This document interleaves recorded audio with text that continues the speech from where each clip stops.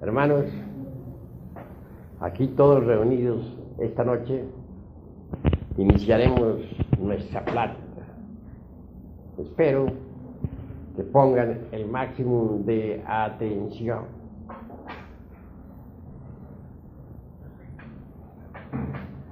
Ha llegado la hora de que estudiemos más a fondo todo lo relacionado con el hombre y el universo que nos rodea. Ante todo, se hace indispensable comprender a fondo los procesos de la vida y de la muerte. Incuestionablemente, existen en el ser humano facultades de cognición superlativa, extraordinarias, que se hallan en estado latente y que convenientemente desarrolladas pueden servirnos para estudiar a fondo al hombre y al universo.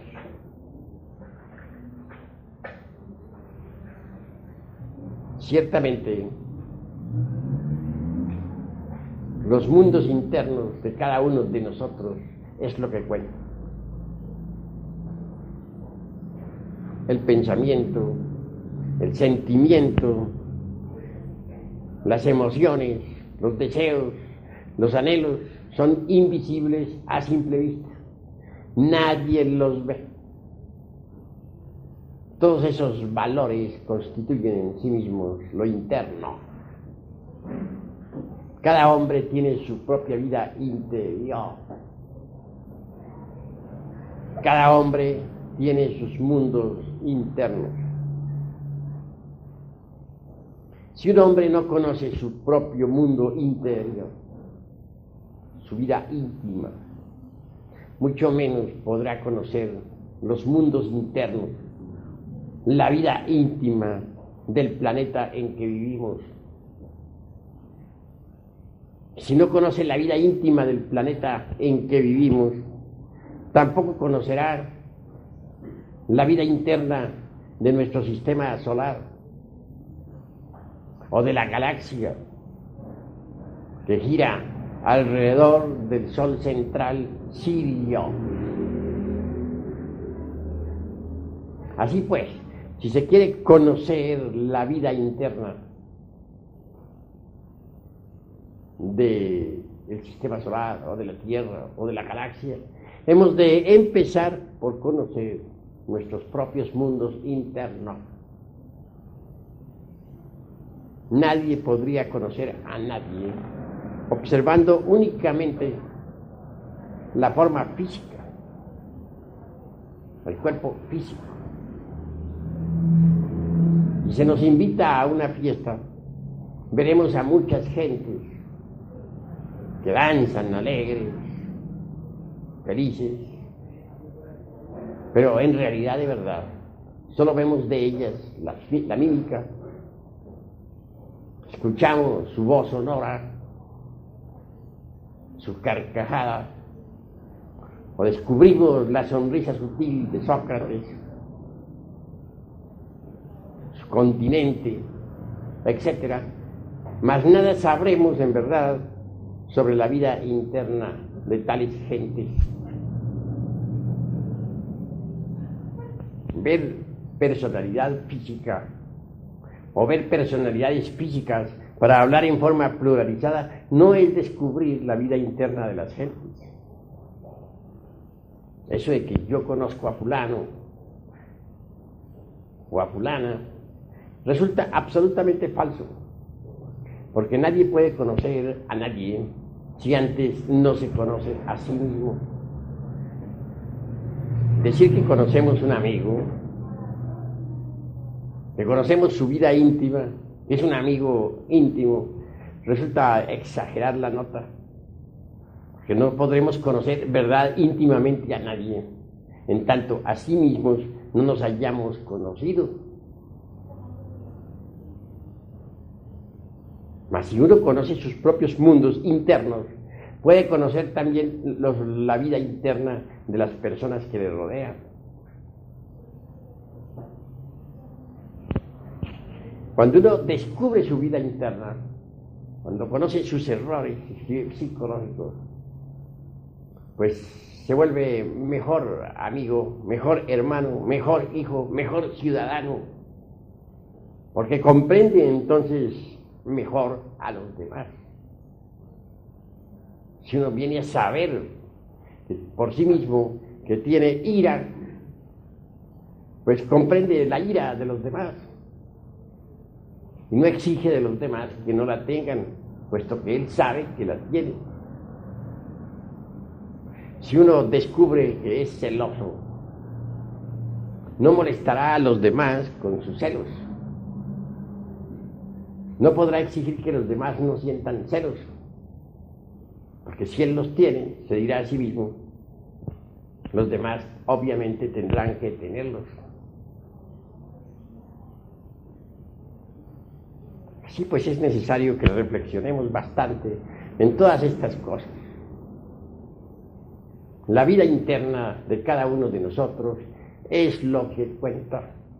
Es más real todavía que las cosas físicas, que esta mesa, esta grabadora. Está muy cerca de nosotros mismos. Constituye nuestros procesos psíquicos. Somos nosotros mismos. Nadie ve el pensamiento ajeno a no ser que tenga la divina clarividencia. Pero el pensamiento existe y es interno. Para el clarividente, los pensamientos de los demás son como un libro abierto. Así que ha llegado la hora de volvernos más comprensivos. No podríamos, repito, conocer la vida interna de este planeta Tierra si antes no conocemos nuestra vida interna. No podríamos conocer la vida interna de un amigo. Es decir, no podríamos conocer a un amigo de verdad si antes no nos conocemos a sí mismos. Así pues, el conocimiento de sí mismos es fundamental cuando se quiere explorar algo, cuando se quiere conocer los mundos internos del planeta Tierra, cuando se quiere inquirir o buscar o indagar algo sobre los misterios de la vida y de la muerte. Es necesario educir, desarrollar ciertas facultades supranormales con el propósito de explorar la vida interna del planeta Tierra. Mas, si nosotros no empezamos por conocernos a sí mismos, dichas facultades no lograrán su pleno desarrollo. Así pues que vale la pena entender lo que es la vida interior y sus responsabilidades. Que nuestro planeta Tierra tiene un cuerpo vital, eso no se puede negar, sí que lo tiene.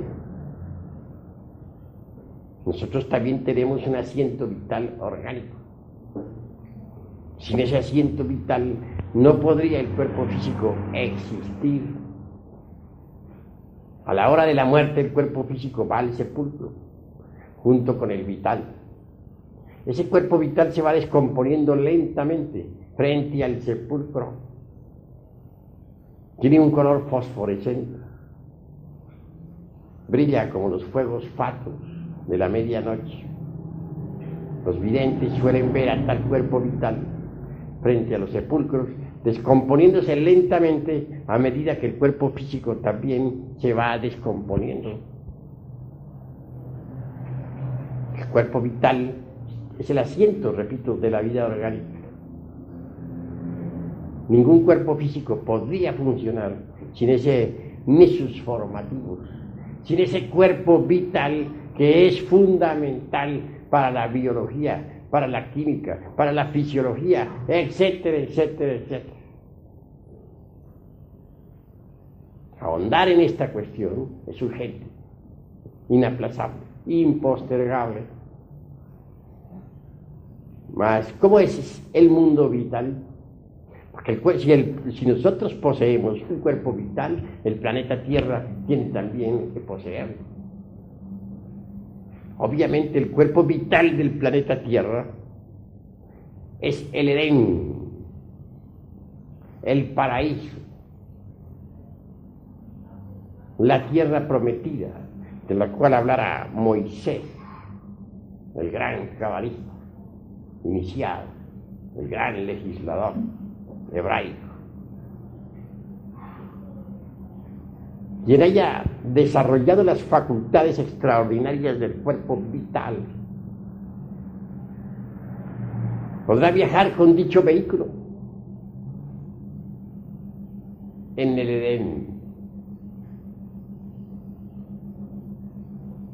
No quiero decir que la totalidad del cuerpo vital pueda ser utilizada para viajar en el paraíso. El cuerpo vital tiene 4 éteres.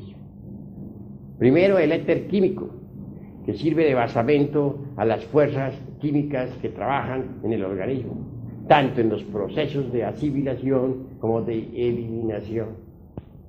Segundo, el éter de vida. Este está relacionado directamente con los procesos de la reproducción de la raza. Tercero, el éter lumínico, que se relaciona con las percepciones, con las calorías, etc. Y por último, el éter reflector, que es el vehículo de la imaginación y de la voluntad. Así que el cuerpo vital tiene 4 éteres y es el fundamento de la vida orgánica. El iniciado puede extraer los 2 éteres superiores del cuerpo vital para viajar con ellos por la región del Edén. Estos 2 éteres superiores, repito, son el lumínico y el reflector. Uno con tal vehículo puede estudiar el Edén, el paraíso terrenal. Quienes supongan que el paraíso terrenal estuvo situado en tal o cual lugar de la tierra, están equivocados. La explicación que da la Biblia, sobre los ríos Tigre y Eufrates y el paraíso situado por allá en la Mesopotamia, etc., es completamente simbólica. El paraíso terrenal es el cuerpo vital del planeta Tierra. Es la sección superior de este mundo tridimensional de Euclides.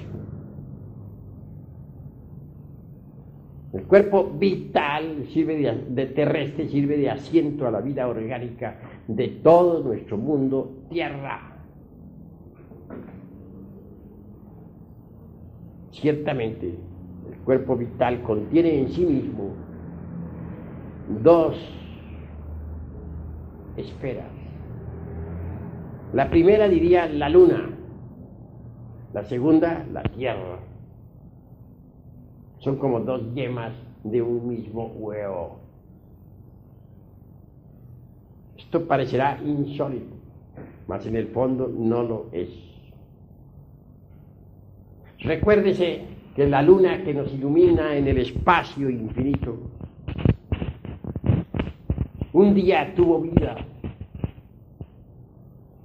y vida rica en abundancia, mares profundos, volcanes en erupción, vida vegetal, animal, humana, etc.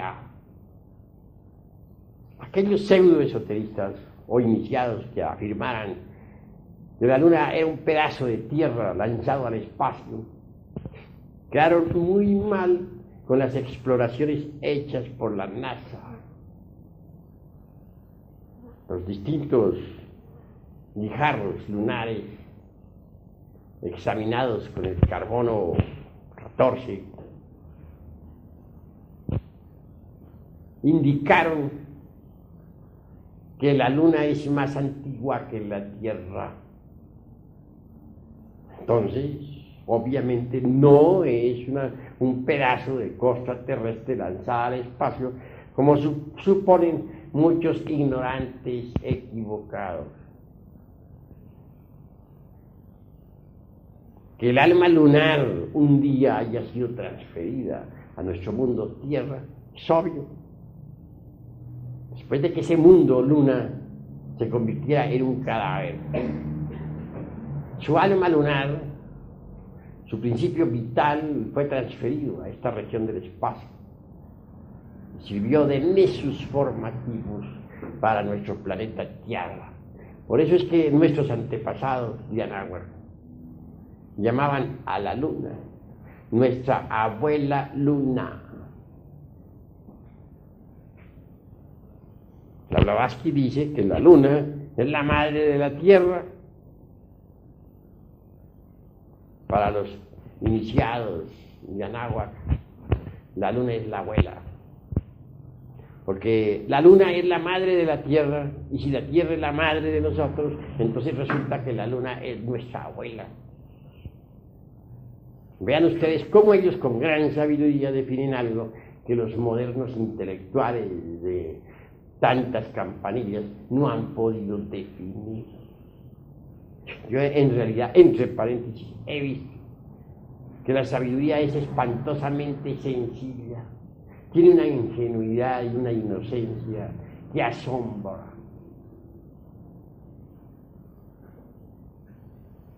Obviamente, la luna juega un gran papel en la economía orgánica de nuestro mundo Tierra. Como quiera que el cuerpo vital de la Tierra abarca también a la luna. Es posible que la luna actúe en forma más directa sobre nuestra Tierra, sobre los organismos, etc. Ya sabemos el papel que hace en relación con las altas y bajas mareas. Ya sabemos la relación que tiene con la función ovárica en el sexo femenino. Ya sabemos la relación que tiene con las distintas enfermedades y los ciclos lunares.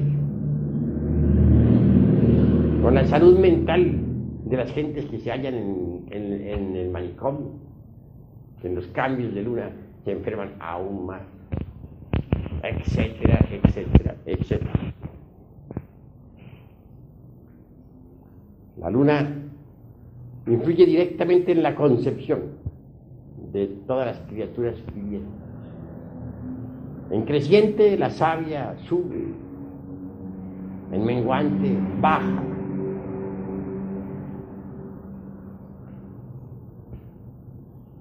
Y esto es extraordinario. Así pues, el mundo vital es algo que vale la pena investigar.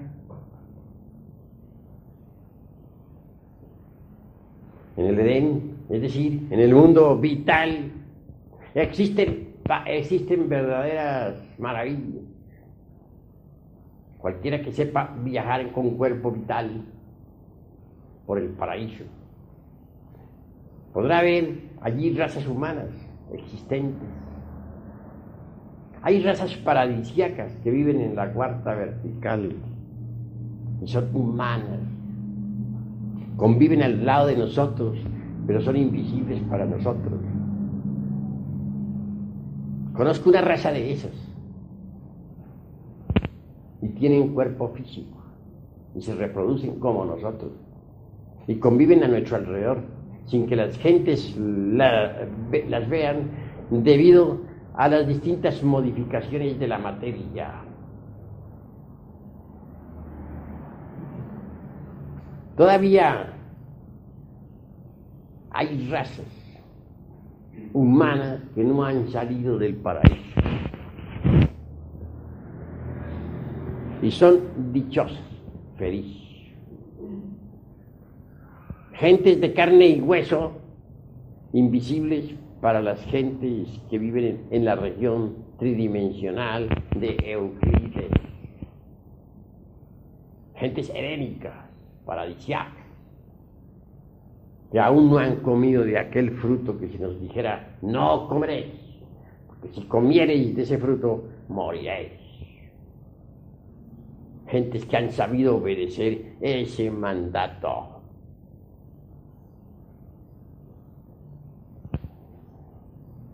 el mundo vital o mundo edénico es precioso. Las montañas son allí transparentes como el cristal y tienen un bello color azul. Los mares se ven azules y los campos. El color básico fundamental del Edén es el azul. Mas no quiere decir esto que no exista toda la gama de colores en el Edén. Existe, pero el fundamento es el azul intenso del éter.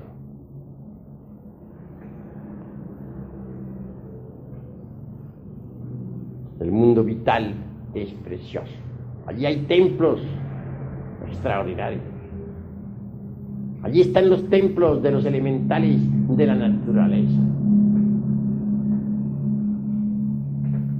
Cada planta, por ejemplo, es el cuerpo físico de un elemental.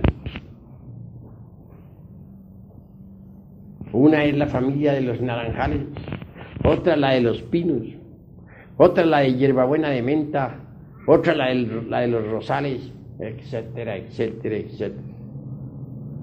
Esas familias elementales, vegetales, tienen sus templos en el Edén. Allí se reúnen esas criaturas inocentes para recibir instrucción de los devas que las gobiernan. Quien sepa viajar en cuerpo etérico podrá perfectamente verificar por sí mismo y en forma directa lo que en estos instantes estoy enfatizando. Bien vale la pena, pues, inquirir, estudiar más a fondo esta doctrina para descubrir tantos prodigios. Juan el Bautista, él indudablemente vive en el mundo vital, es decir, en el Edén, en el paraíso. Juan el Bautista es un verdadero iluminado, un Christus, alguien que ya encarnó en sí mismo al Verbo, a la palabra, al Cristo íntimo. Para poder penetrar en el Edén es necesario saber viajar con el cuerpo vital, haber recibido educación esotérica profunda, mucho más allá de este cuerpo vital que es tan precioso. Descubrimos lo que podríamos llamar el mundo astral. El verdadero iniciado posee un cuerpo astral. No todos los seres humanos lo poseen, pero el iniciado sí lo posee. También el planeta Tierra posee un cuerpo astral. El mundo astral es maravilloso de por sí, es el mundo del color. Tiene 7 tonalidades básicas, fundamentales, de acuerdo con las 7 notas del espectro solar, de acuerdo con los 7 colores básicos. El mundo astral tiene regiones extraordinariamente sublimes y otras, desgraciadamente, infernales. En el mundo astral hallamos las columnas de ángeles y también las columnas de demonios. Podría decirse que en el mundo astral combaten ángeles y demonios. Quien posea un cuerpo astral puede viajar por esas regiones del mundo astral. Puede conocerlas. Puede descubrir sus prodigios, etc. Podría decirse en forma enfática que el mundo astral es el mundo de los sacramentos. Y esto, obviamente, ya está demostrado esotéricamente.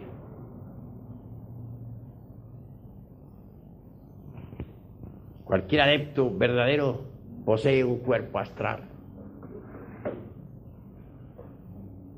Es posible hacer visible y tangible el cuerpo astral después de la muerte del cuerpo físico. Existe en el alto esoterismo un sacramento que se le denomina almohadzano.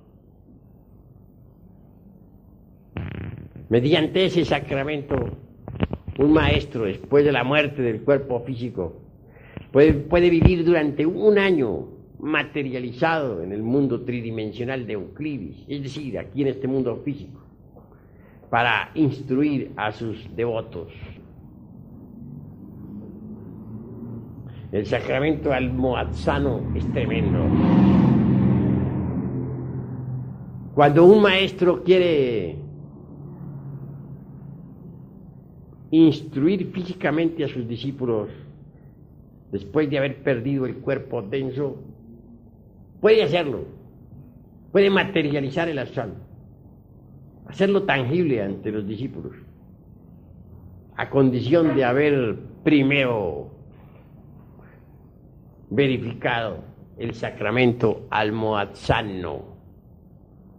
Es tremendo ese sacramento. El adepto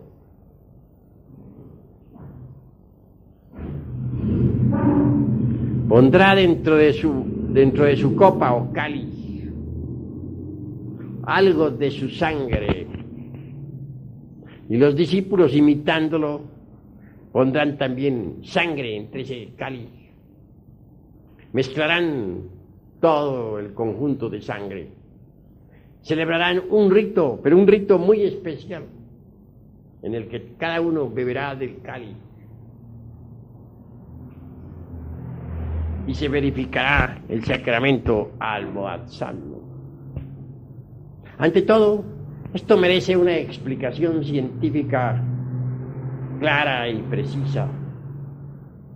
Dentro de la sangre arterial, dentro de la sangre humana,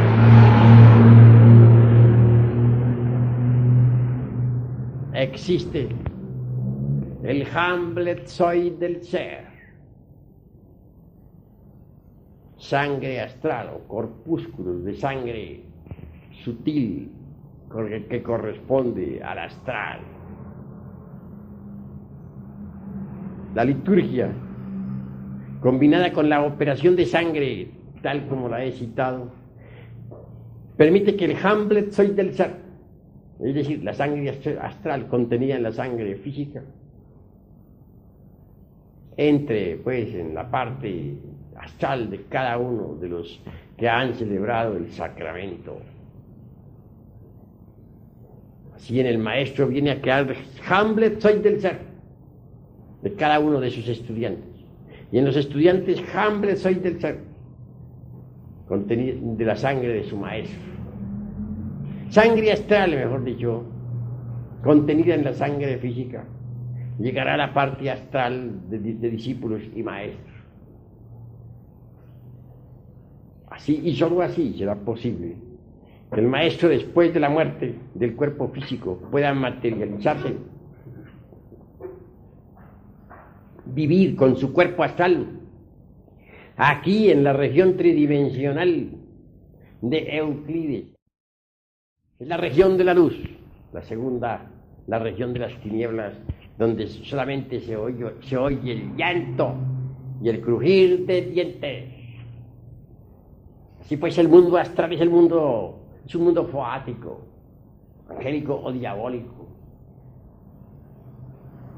Y esto es algo que debemos entender. En el mundo astral viven los fallecidos, las almas en pena, los espíritus cautivos, y también aquellos que se dedican a la alta o baja magia. En el mundo astral encontraremos nosotros a Elohim Gibor o a Andramelech, a Michael o a su antítesis, a Chabajot o a Rafael, a Lilith o a Najemá, a Miguel o a Lucifer, etcétera, etcétera, etcétera. Allí viven las columnas de ángeles y de demonios que se combaten mutuamente. Quienes se dedican a la magia práctica, especialmente, se ubican en el mundo astral. Recordemos nosotros precisamente a Eliphas Levi, el abate Alfonso Luis Costán. Es un gran maestro. Se haya ubicado incuestionablemente en el mundo astral. Allí vive, allí trabaja, allí existe, porque es un mago. La palabra mago hay que revalorizarla. Por estos tiempos desgraciados se llama mago al charlatán, al prestidigitador, al ignorante embaucador que tiene habilidad en manos para engañar al pueblo. En los tiempos antiguos, mago era el sabio, el iluminado, aquel que conocía los misterios de la vida y de la muerte, aquel que había empuñado el cetro de poder, aquel que había desarrollado en su anatomía oculta el fuego serpentino anular que se desarrolla en el cuerpo de la secta. En el mundo astral se puede invocar a los ángeles y también a los demonios. Existen fórmulas angélicas inefables mediante las cuales es posible que los Elohim nos asistan. Mas existen también formas mántricas, diabólicas o litúrgicas mediante las cuales es posible invocar a los demonios. Ángeles y demonios obedecen al mago. Mago es el que sabe entrar en el mundo astral a voluntad, el que es capaz de abandonar el cuerpo físico para moverse precisamente en la región astral. Yo no podría denominar mago a un individuo que no sabe salir del cuerpo físico a voluntad. En el mundo astral viven los magos. Cualquier adepto que se haya dedicado a la alta o baja magia tiene que vivir forzosamente en el mundo astral.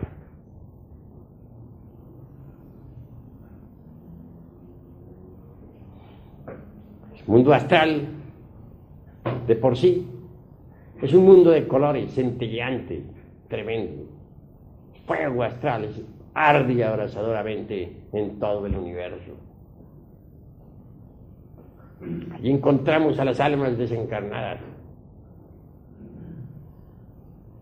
Allí viven, allí existen. Podremos platicar con ellos, con ellas, si sabemos dejar el cuerpo físico a voluntad. Más allá del mundo astral está el mundo de la mente. Cuando un hombre es capaz de fabricarse un cuerpo mental, cuando lo tiene, es también capaz de viajar por el mundo de la mente universal. En el mundo de la mente encontramos sapiencia, sabiduría. Allí están todos los templos de los dioses, los templos de Hermes Trismegisto, donde se mencionan sus obras, donde se rinde culto a su sapiencia. Pocos son los que saben viajar en cuerpo mental. Esto se debe a que pocos son los que se han fabricado para su uso personal un cuerpo mental. Cuando uno aprende a viajar en cuerpo mental, descubre que la mente de la Tierra es gigantesca. Dentro de la mente de nuestro planeta Tierra hallamos los suburbios, los mercados, etc. Mas también hallamos nosotros la parte subliminal del entendimiento universal. En el mundo de la mente hay de todo. Allí están los pensamientos de cada persona, las ideas de cada cual, etc. Algunas almas que en la vida tuvieron buena conducta son recompensadas. Por algún tiempo moran en el Devachan, es decir, en la región de la mente superior. Y hasta logran hacer una visita al causal, aunque más tarde, agotada la recompensa, tengan que regresar otra vez para un nuevo cuerpo físico. En el mundo de la mente hay dolor o felicidad. Todo depende de la región donde nosotros estemos. En las regiones inferiores del mundo de la mente hay dolor. En las regiones superiores del mundo de la mente hay felicidad. En el mundo de la mente encontramos también a muchos devas que aman a la humanidad. Estos trabajan por el bien común. Estos luchan por el bien de tantos y tantos millones de personas que pueblan la faz de la tierra.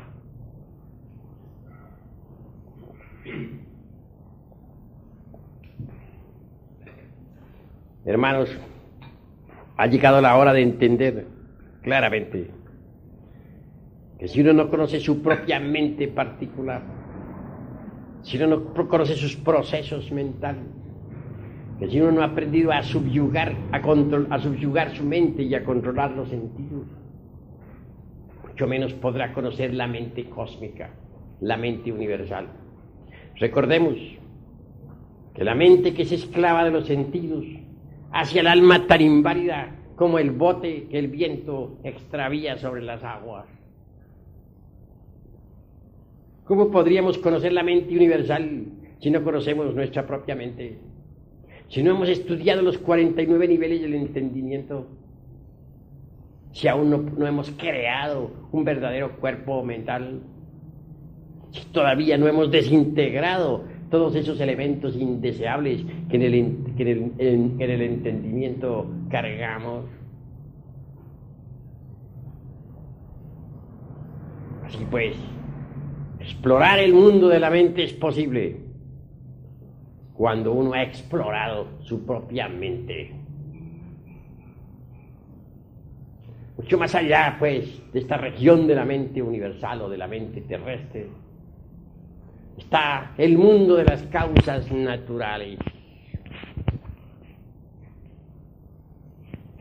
Si uno no ha fabricado un cuerpo causal para su uso particular, ¿cómo podría uno explorar el mundo de la causación cósmica? ¿Cómo podría uno viajar en cuerpo causal? ¿Cómo podría uno conocer el mundo de las causas naturales? Ha de estudiar uno su propia vida causativa, haber descubierto las causas de sus errores, haberse conocido a sí mismo para poder tener derecho a convertirse en un hombre causal. Solo el hombre causal puede vivir conscientemente en el mundo causal. Solo el hombre causal puede viajar por el mundo de las causas naturales. Solo el hombre causal tiene acceso, pues, a los archivos secretos de la región causativa. En el mundo de las causas naturales predomina nuevamente el azul intenso, profundo. Los adeptos del mundo causal trabajan por la humanidad. Se les ve vestidos en forma similar aquí a la del mundo tierra. Tienen sus templos y se hallan demasiado ocupados en los trabajos que se relacionan con el bien común. En el mundo de las causas naturales encontramos la ley de la balanza. El hombre causal trabaja siempre de acuerdo con la balanza cósmica. Vive en el más perfecto equilibrio. En el mundo causal Descubrimos que no hay efecto sin causa ni causa sin efecto. La causa se transforma en efecto y el efecto se convierte en una nueva causa que origina a su vez otro efecto. Las leyes de causa y efecto son reales y se conocen a fondo cuando se investigan en el mundo de las causas naturales. El hombre causal es el hombre que ha fabricado un cuerpo causal. El hombre causal es aquel que ya tiene una voluntad individual. Debemos decir en forma enfática que el animal intelectual equivocadamente llamado hombre no posee todavía una verdadera voluntad. Obviamente, el animal intelectual todavía no es un hombre en el sentido más completo de la palabra.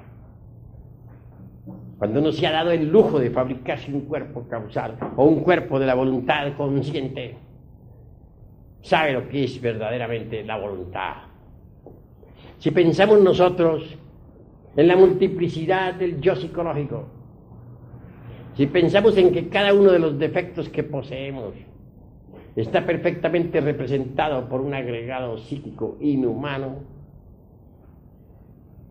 venimos nosotros a descubrir con claridad meridiana que tenemos muchas voluntades.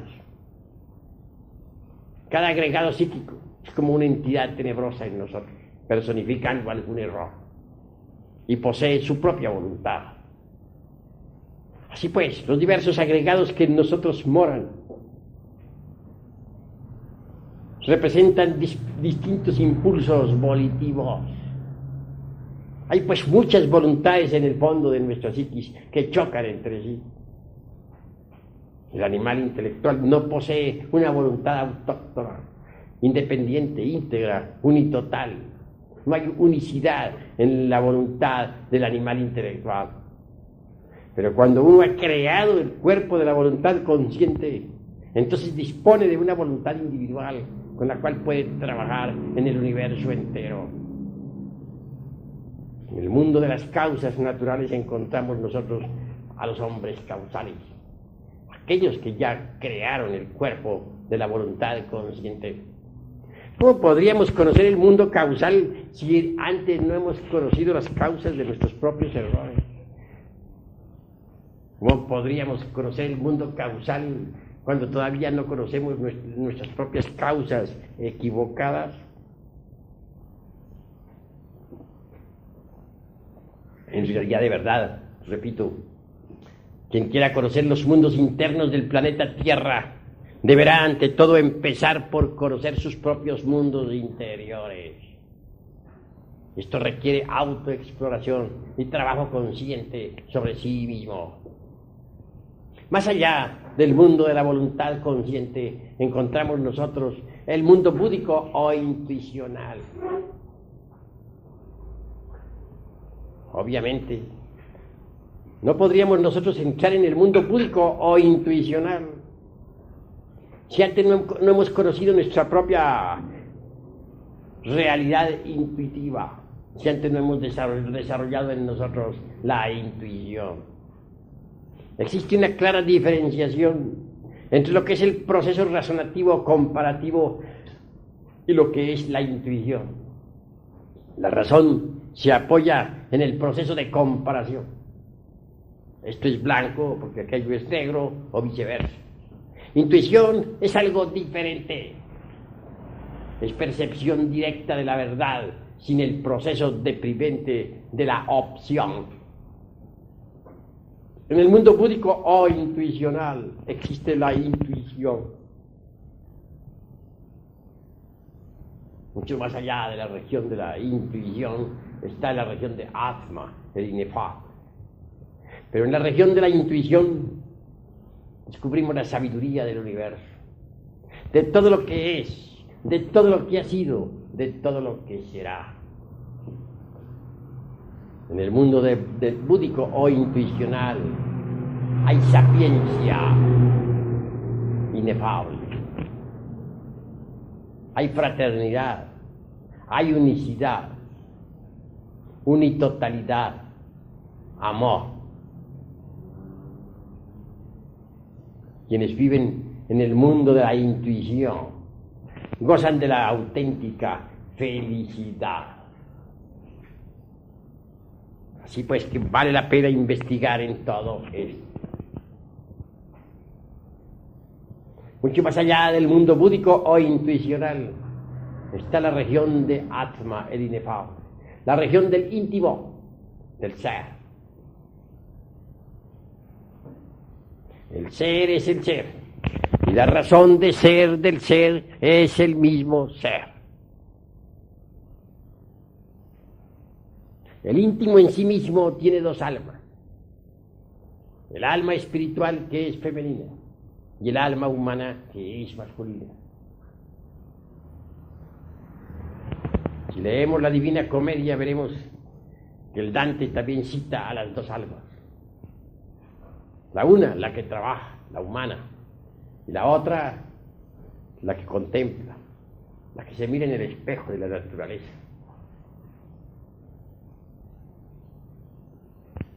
Mucho se ha hablado sobre el signo zodiacal de Géminis. Yo digo que ese signo lo cargamos dentro de nosotros mismos, en los fondos del alma. El íntimo tiene, repito, dos almas: la espiritual, que es femenina; la humana, que es masculina.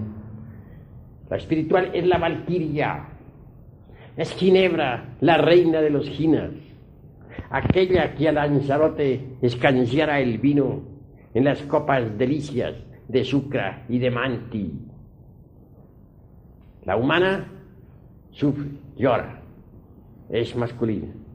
A través de ella vibra el Crestos cósmico, la poderosa mediación astral que enlaza nuestra personalidad física con la inmanencia suprema del Padre Solar. Llegar nosotros a encarnar las dos almas es posible, pero esto requiere rigurosas disciplinas esotéricas. Hay que haber creado antes los cuerpos astral, mental y causal.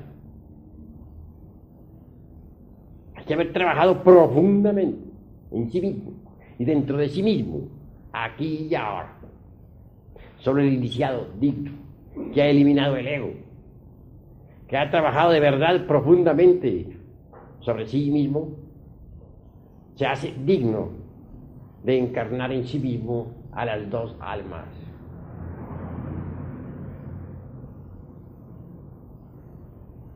Esto significa hacer realidad en nosotros al signo zodiacal de Géminis, pues esas dos almas son gemelas. Incuestionablemente, el alma humana debe desposarse con su dama, la valquiria. La Sulamita del sabio Salomón, esa que figura en el Cantar de los Cantares. Quien llegue a encarnar en sí mismo a ese par de almas logrará la iluminación total, la sapiencia, la sabiduría. Primero es necesario recibir el principio anímico, humano, masculino. Segundo, debe venir el desposorio de la parte humana, masculina, con la parte espiritual, femenina. A través del Budi, de la Valquiria, de Ginebra, de la Beatriz, del Dante Alighieri, resplandece Logos. Obviamente, los principios divinos más poderosos están contenidos en el interior del alma espíritu, del Budi. Por eso la Blavatsky, en La voz del silencio, ha dicho que el Budi es como un vaso de alabastro fino y transparente a través del cual arde la llama de Prajna. Cuando el alma humana, eso que tenemos de humano nosotros aquí adentro, se desposa con el alma espíritu, viene la iluminación. Se establece la luz interior en nosotros. Quedamos transfigurados, resplandecientes, iluminados. Pero para que ese contacto se establezca hay que trabajar muy duro dentro de nosotros mismos, en forma intensiva,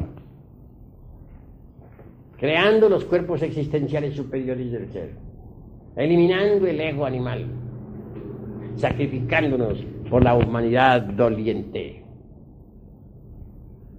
Así, hermanos, lo interesante es que nos convirtamos en verdaderos adeptos de la fraternidad, de la luz interior. Si así procedemos, llegaremos a la verdadera iluminación íntima. Si así procedemos, llegaremos a la auténtica bienaventuranza.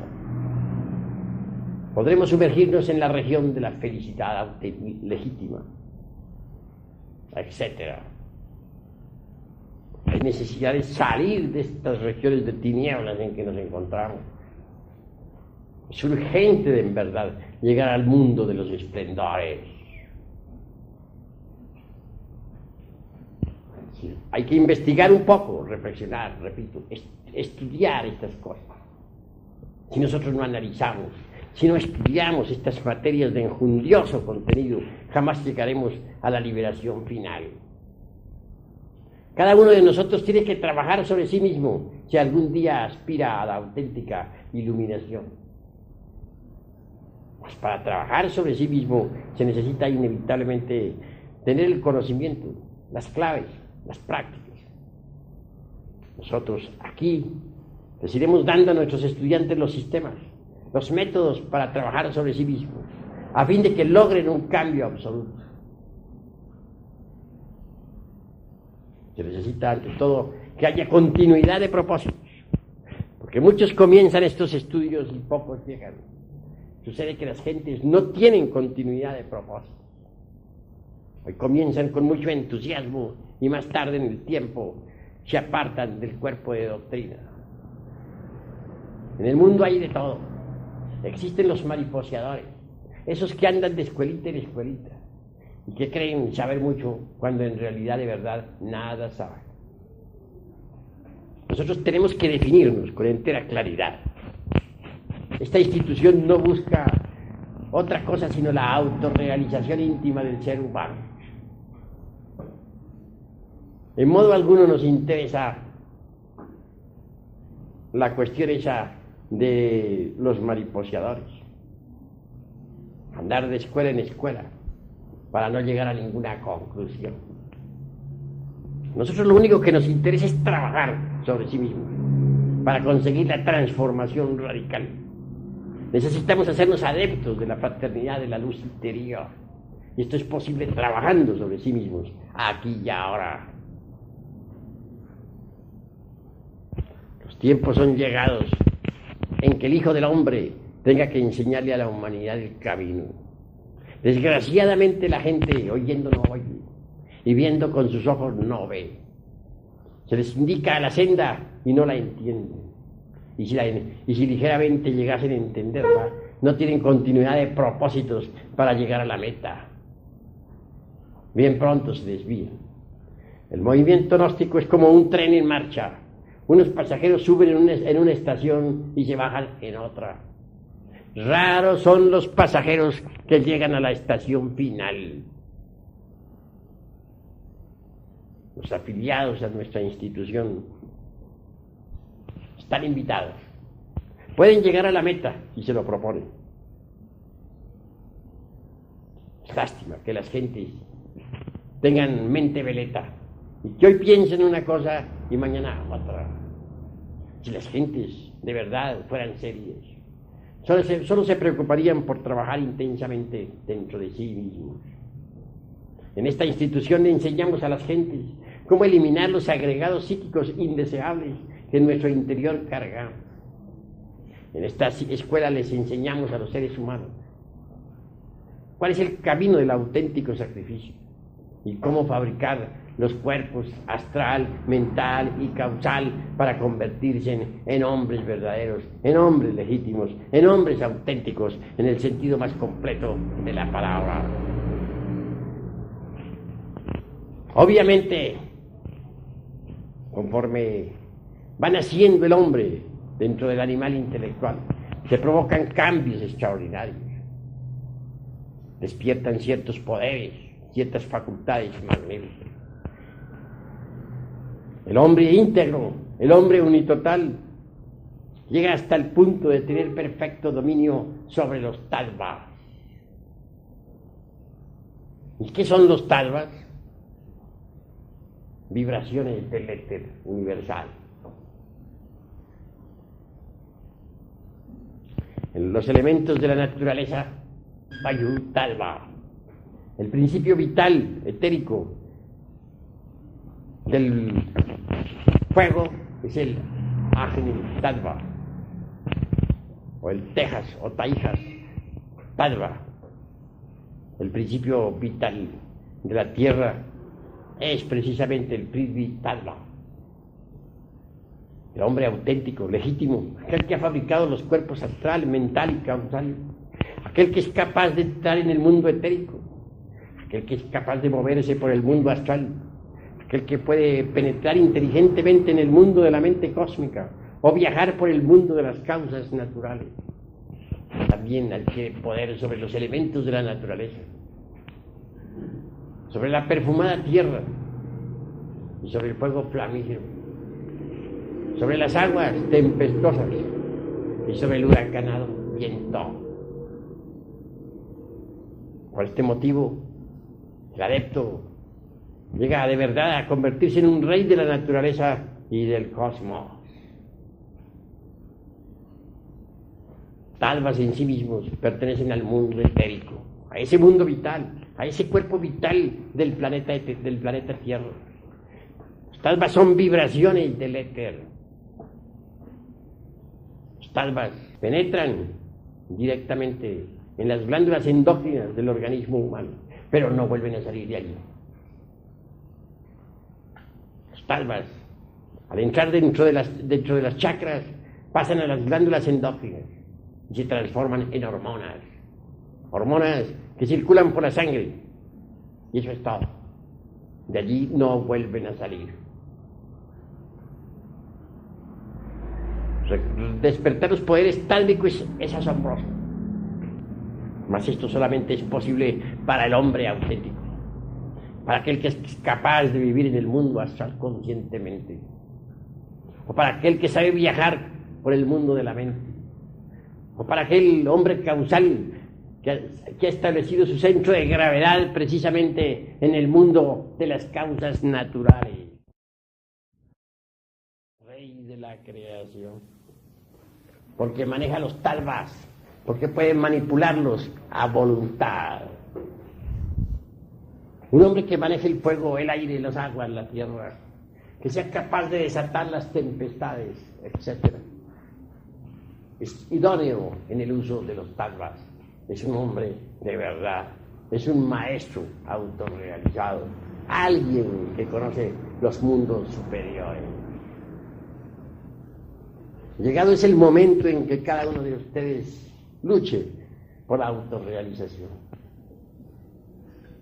El momento ha llegado en que cada uno de ustedes conozca sus propios mundos internos, para que conozca los mundos internos de sus amigos, y para que conozca los mundos internos del planeta Tierra y del sistema solar y de la galaxia en la que vivimos. Ser hombre, en el sentido más completo de la palabra, es algo muy grande. Pero hombre verdadero es únicamente el que ha fabricado los cuerpos existenciales superiores del ser, el que se ha establecido como ciudadano de los mundos superiores. Hombre verdadero es el que ha logrado, pues, el dominio de los elementos de la naturaleza. No solamente en el cosmos, sino dentro de sí mismo. Aquí y ahora. Si un hombre verdadero no aprendiera a dominar los principios inteligentes de su propio cuerpo físico, representados por esos gnomos atómicos o elementales del sistema óseo, tampoco podría dominar a los gnomos del planeta en que vivimos, a los gnomos que viven entre las rocas de la Tierra. Si un hombre auténtico no pudiera dominar a las inquietas ondinas atómicas que viven entre sus aguas seminales y en la linfa, tampoco podría dominar a las ondinas y elementales acuáticos de los ríos y de los mares. Si un hombre verdadero no pudiera dominar el aire de sus pulmones, si no tuviera capacidad para controlar en verdad a los elementales de su propia mente, a esos que juegan con la sustancia de su entendimiento, a esos que bullen y palpitan entre sus inquietudes inteligentes, tampoco tendría poder para dominar a los silbos de la naturaleza, a esos que gobiernan las nubes, a esos que les hacen, que mueven el huracán y la tormenta. Si un hombre real, auténtico, no tuviera perfecto dominio sobre sus principios ígneos, si no pudiera dominar sus ardientes impulsos sexuales, si fuera víctima de sus propias salamandras atómicas, tampoco podría dominar a los elementales ígneos de los volcanes en erupción o del fuego del interior del planeta en que existimos. Así que para poder manejar los talvas tenemos que empezar a manejar nuestros propios impulsos dentro de sí mismos, los elementos naturales que nosotros tenemos. Si un hombre no aprende a dominar su cuerpo, mucho menos podrá dominar al gran cuerpo llamado Tierra. Si un hombre no aprende a dominar su propio cuerpo vital, tampoco podría manipular los talvas. Si un hombre no aprende a dominar sus propias emociones y deseos personales, tampoco puede manejar la corriente astral del planeta Tierra. Si un hombre no es dueño de su mente, tampoco podrá ser dueño de la mente universal. Si un hombre no es dueño de su voluntad personal, tampoco podrá ser dueño de la voluntad cósmica. Quien quiera sentarse en el trono de mando de la naturaleza, deberá antes que todo tomar posesión de sí mismo, convertirse en amo de sí mismo, en señor de sí mismo.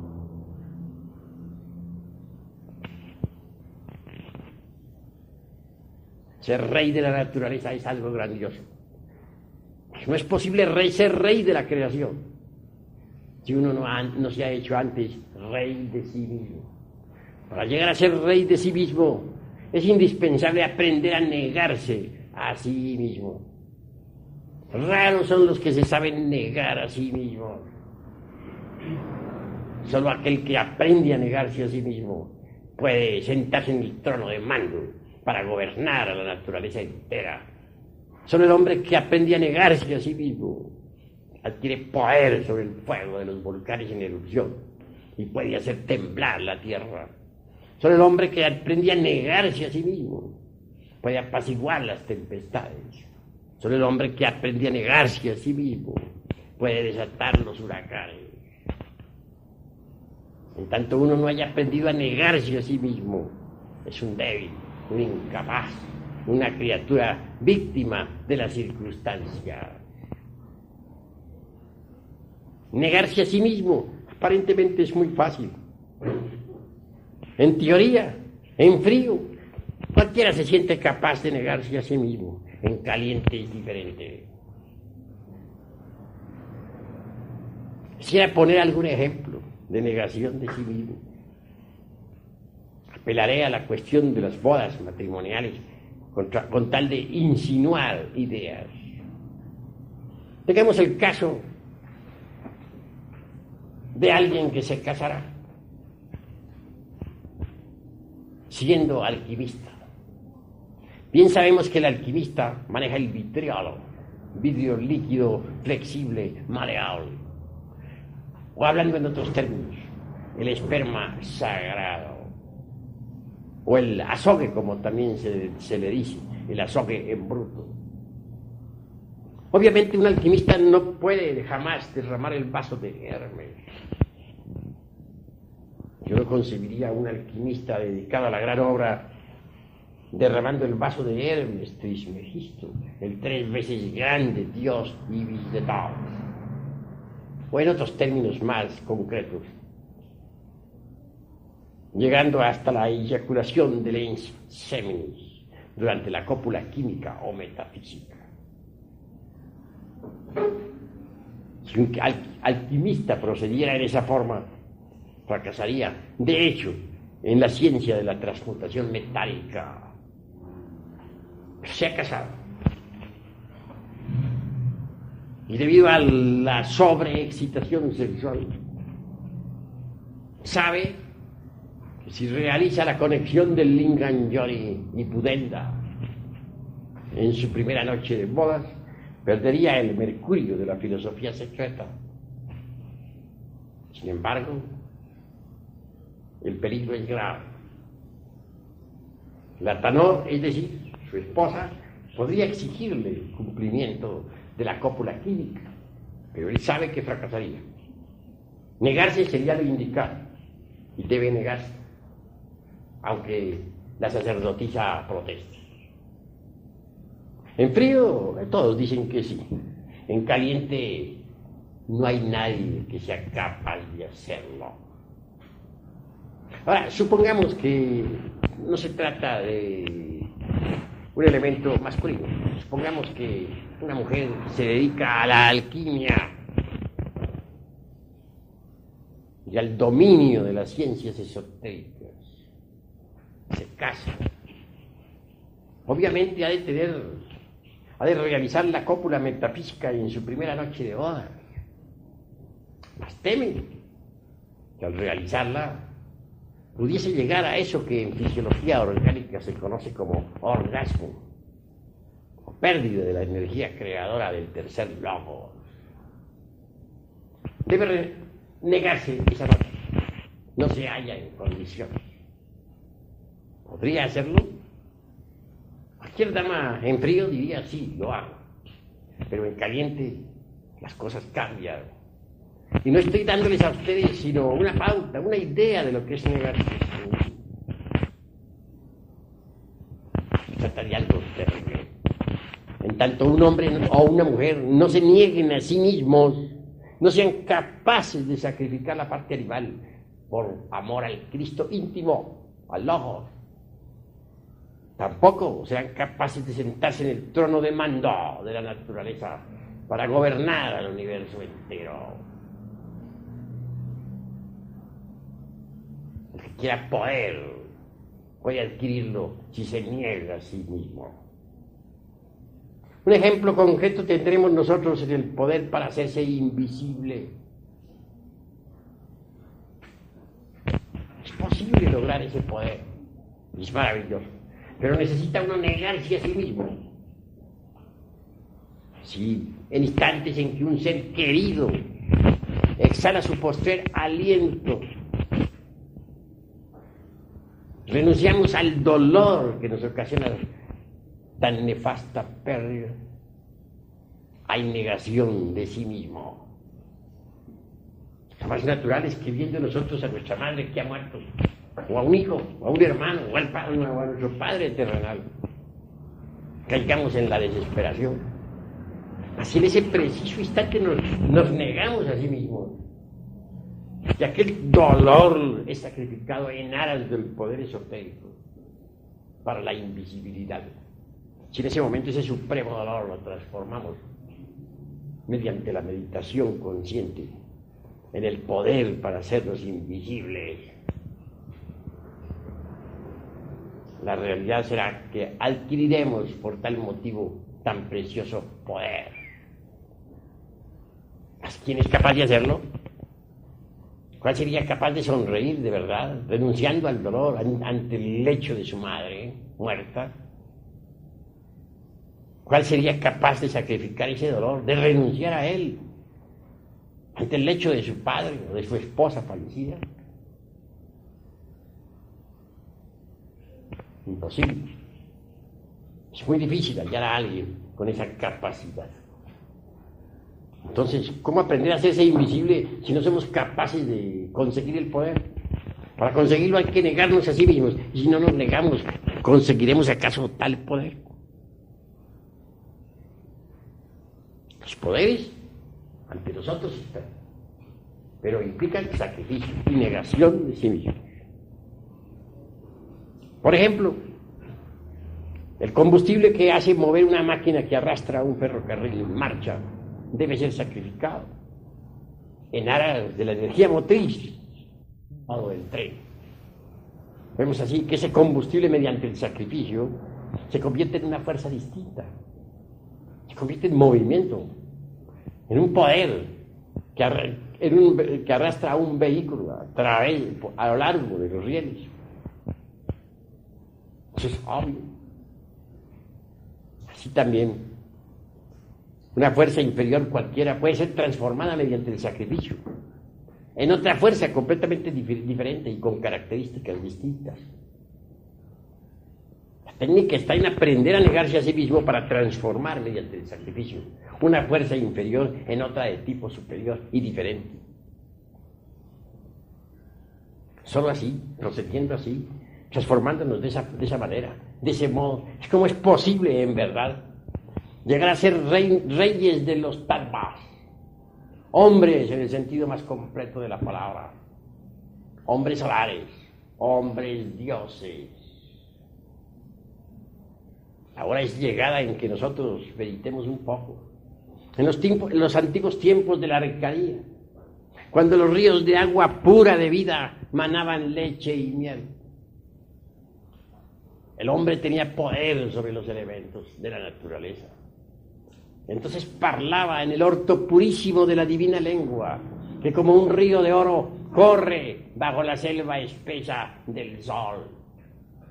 Esa era la edad de los titanes, la edad en que los ríos de agua pura de vida manaban leche y miel.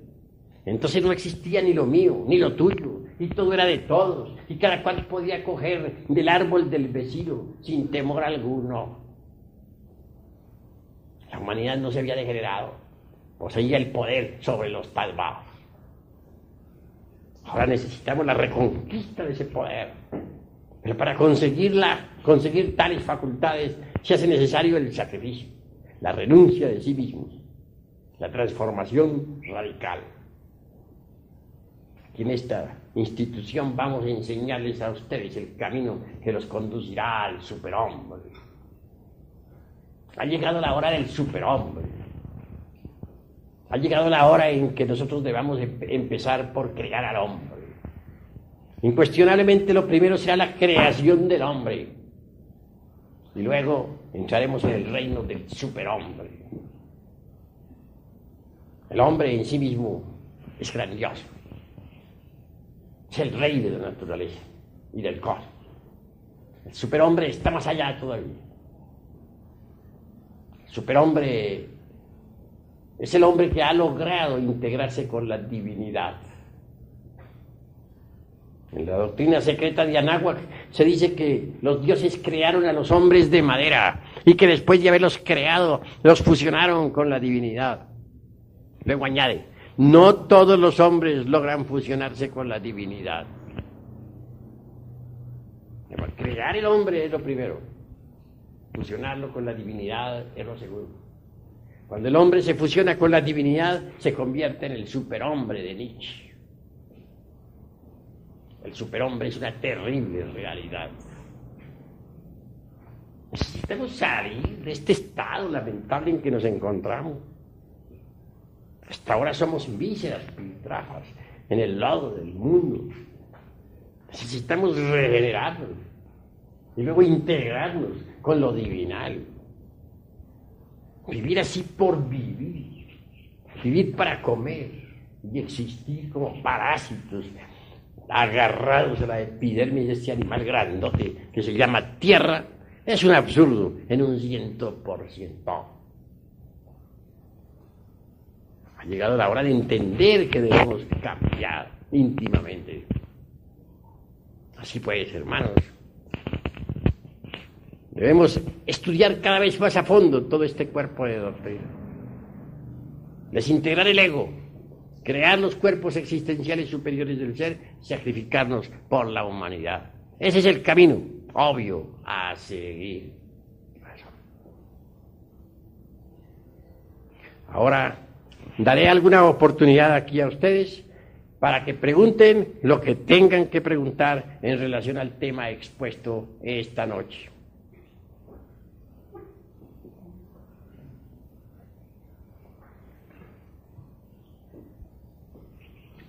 A ver, el que quiera preguntar algo puede hacerlo con la más entera libertad.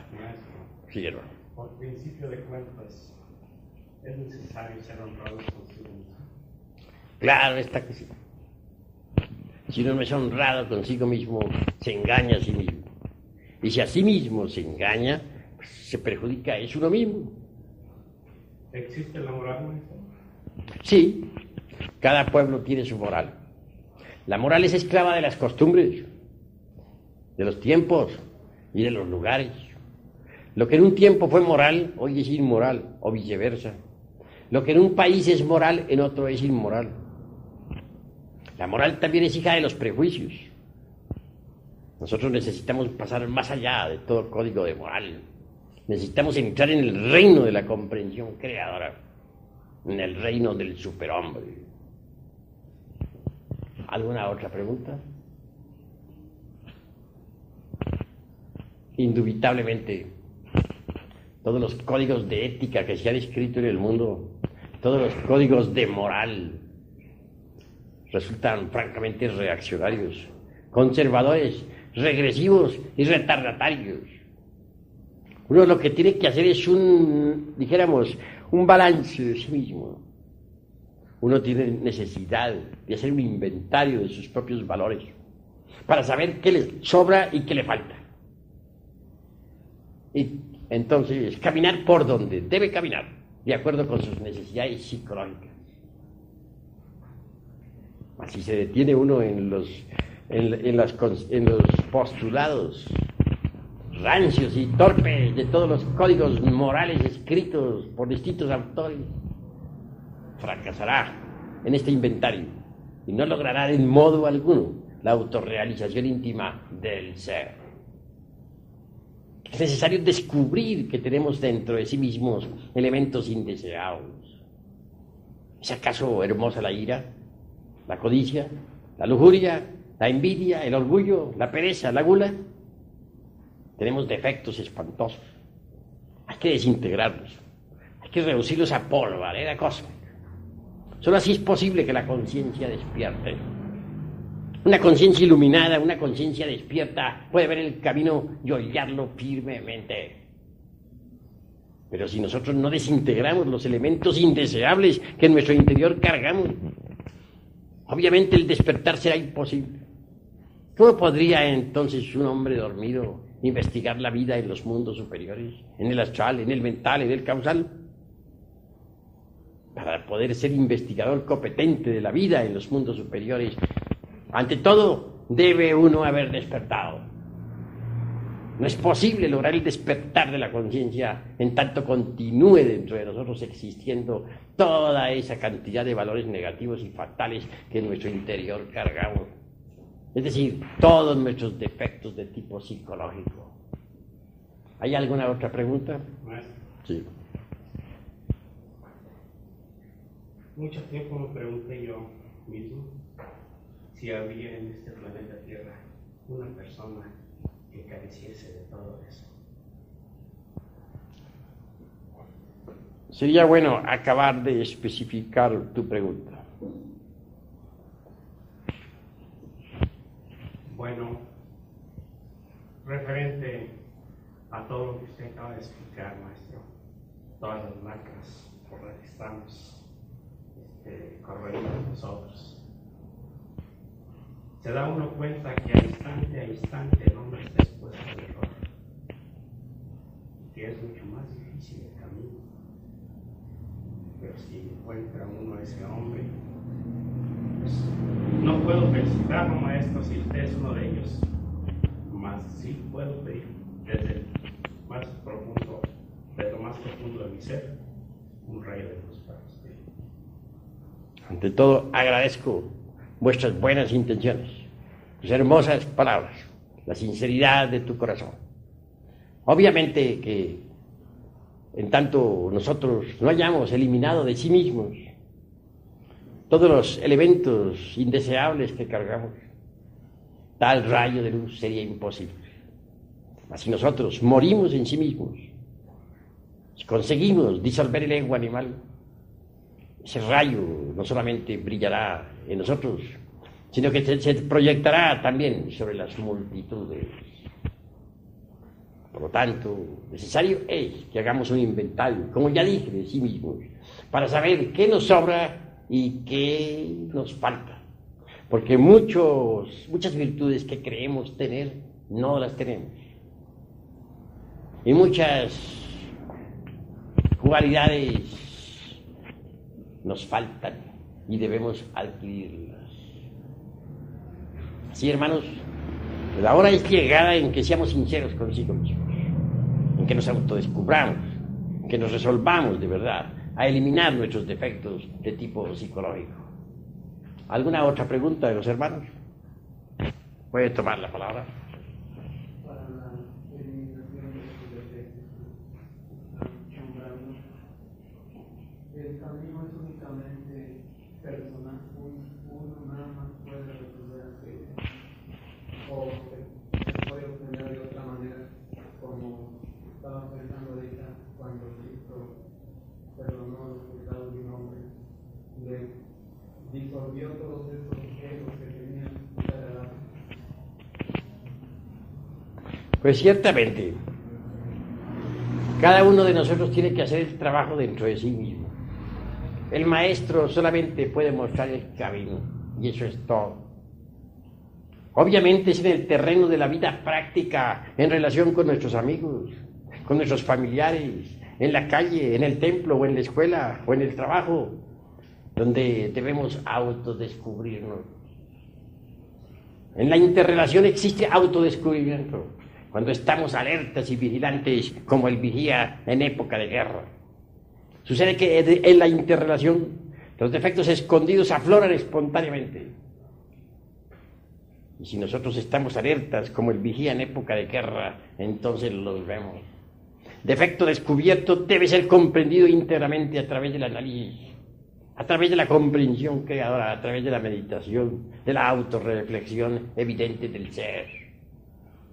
Cuando uno ha comprendido tal o cual defecto descubierto, entonces puede darse el lujo de eliminarlo. Uno puede eliminar un defecto cuando apela a una fuerza que sea superior a la mente. La mente por sí misma no puede alterar radicalmente ningún error. Puede rotularlo de distintas maneras, pasarlo de un nivel a otro, esconderlo de sí misma o de los demás, justificarlo o condenarlo, etc., para no alterarlo. Necesitamos de un poder que sea superior a la mente, de un poder que sea capaz de desintegrar cualquier defecto psicológico. Ese poder existe en sí mismo, afortunadamente. Quiero referirme en forma enfática a Devi Kundalini Shakti, la serpiente ígnea de nuestros mágicos poderes, al Fuad particular, individual, a esa variante de nuestro propio ser que los indostanes llaman Kundalini. Si uno apela a ese poder, si uno implora el auxilio de Devi Kundalini Shakti, podrá eliminar cualquier error psicológico debidamente comprendido en forma íntegra. Mas si uno quiere a base de exclusiva comprensión extirpar de la mente los defectos psicológicos, está equivocado. Es cierto que mediante el cuchillo de la conciencia uno puede separar de su psiquis a cualquier defecto psicológico, pero este continuará como un demonio a nuestro alrededor. Buscará la forma, la manera, pues, de intervenir en cualquier instante dado. Y al fin volverá a acomodarse dentro de los 5 cilindros de la máquina orgánica. Así pues, comprensión solo no es todo. Necesitamos eliminación. Y la eliminación no es posible sin un auxilio superior. Necesitamos de ese fuá, de esa flama sagrada que se desarrolla en la espina dorsal de la zeta gnóstico. Necesitamos de Kundalini Shakti, la madre cósmica. Solo ella, la divina madre cósmica, particular, individual, de cada uno de nosotros, Puede eliminar de nuestro psiquis el defecto que previamente hayamos comprendido en forma íntegra en todos los departamentos de la mente. Y ahí pues el camino obvio a seguir. Primero hay que descubrir un defecto, después hay que comprenderlo y por último eliminarlo. A los espías en la guerra primero se les observa, segundo se les sienta en el banquillo de los acusados y tercero se les lleva al paredón de fusilamiento. Así también debemos hacer nosotros con nuestros defectos psicológicos, con los yoes defectos, con los yoes que en nuestro interior cargamos. ¿Hay alguna otra pregunta?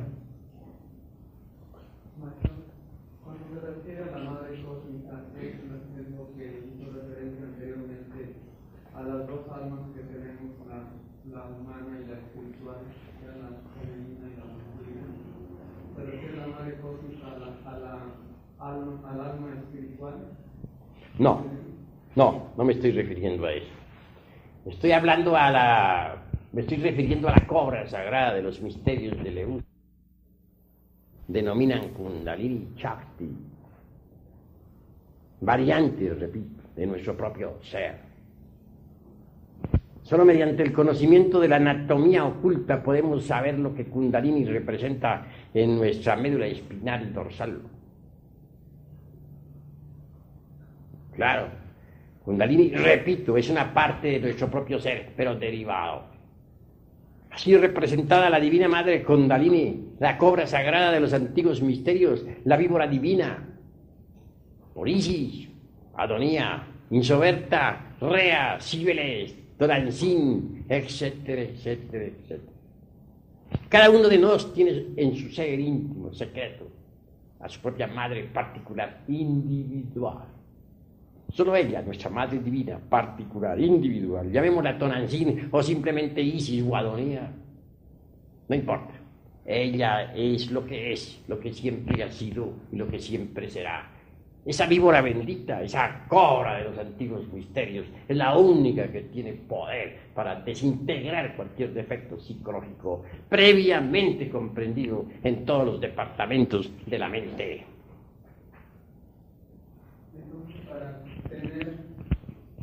Para poder eliminar los dedos se necesita tener ese conocimiento oculto que dice de la anatomía. Para poder eliminar los yoes diferentes que personifican a nuestros errores, lo único que se necesita es saber amar.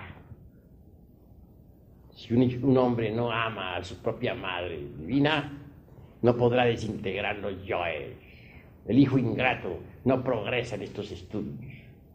Pero si uno verdaderamente ama a su madre íntima particular, representada por María, Maya, Isis, Adonía, Rea, Cibeles, etcétera, etcétera, etcétera, podrá entonces desintegrar sus defectos. Será asistido. Como dices que amarla necesita el conocimiento, no es nada más esto abstracto, sino tener una experiencia para poder comunicarse con aquello y amarlo. Todos los sabios de la antigüedad nos hablaron de Dios Madre. No estoy citando nada nuevo. El mismo cristianismo simboliza a Dios Madre como María, Maya. Entre los egipcios está simbolizado ese Dios femenino o madre como Isis. Entre los hebreos está representado por Adonía. También está representado por Cibeles en la Creta antigua, o por la casta diana entre los griegos, o por Tonantzin aquí en nuestra patria mexicana. No estoy diciendo nada nuevo. Estoy diciendo que debemos amar a Dios Madre. Este Dios Madre está dentro de nosotros mismos, no fuera de sí mismos. Repito, una variante de nuestro propio ser, aclaro, pero derivado. Indico, si uno sabe amar a Dios Madre, puede conseguir la eliminación de sus defectos psicológicos. Para eso no veo necesidad de teorizar. Amar, eso es todo. Uno de niño se dirige a su madre, sin necesidad de tantas teorías, ni de tantos análisis. también puede uno dirigirse a su madre divina, inefable.